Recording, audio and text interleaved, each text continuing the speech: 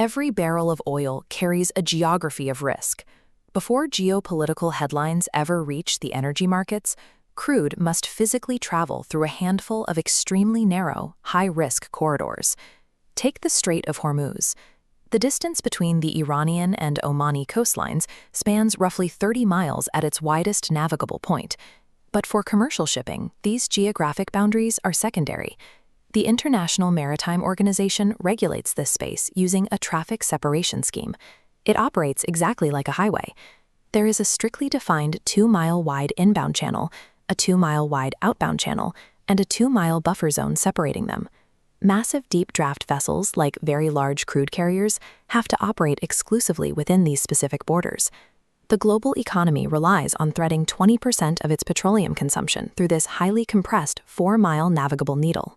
If those primary lanes are blocked, a logical assumption is that a ship could simply detour outside the designated highway.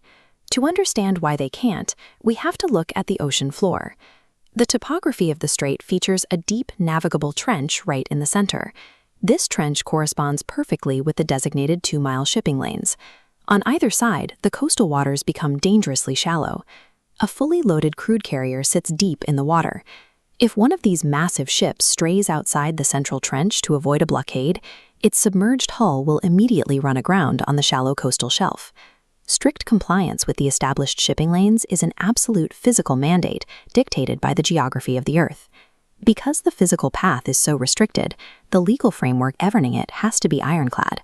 Under the United Nations Convention on the Law of the Sea, the Strait of Hormuz is classified as an international strait.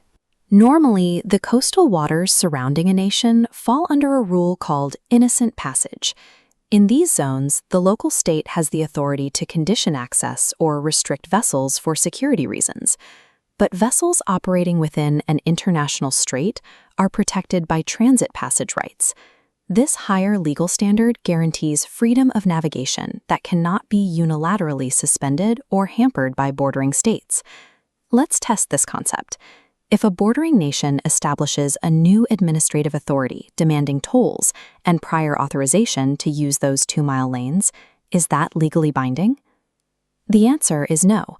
Under UN Clause Article 38, transit passage cannot be suspended, conditioned, or tolled by any single bordering state.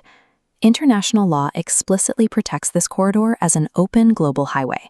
But these legal shields hold up only if there is the physical naval capability to enforce them. When military forces or non-state actors want to exploit the constraints of that 4-mile lane, they rely on asymmetric kinetic threats. Smart sea mines and fast-attack explosive speedboats can force a total operational shutdown, bypassing international law entirely. A closure immediately traps an immense volume of energy. Roughly 21 million barrels of oil per day is locked behind the chokepoint, along with a massive percentage of the world's liquefied natural gas. Existing alternatives cannot absorb a shock of this magnitude. Regional pipelines across Saudi Arabia and the UAE are already running near maximum capacity. The only other option for a tanker is rerouting around the Cape of Good Hope, adding 15 to 20 days of voyage time and fuel costs. This chart shows daily vessel transits through the Strait of Hormuz following an escalation event. Commercial vessel movement drops to nearly zero almost overnight. This immediate halt triggers an instantaneous spike in shipping war risk insurance premiums and sends global crude oil prices surging. Paralyzed LNG shipments from Qatar create a massive shortfall in natural gas feedstocks, forcing global urea and fertilizer production to plummet. This sequence directly threatens agricultural harvests across Asia and the global south. This is the bullwhip effect in action. A localized blockage of a narrow 4-mile-wide channel cascades outward, creating a systemic, uncontainable shock to the entire global economy. A maritime chokepoint is a fragile intersection. It is defined by strict physical geography, governed by highly contested international law, and tied directly to critical global economics.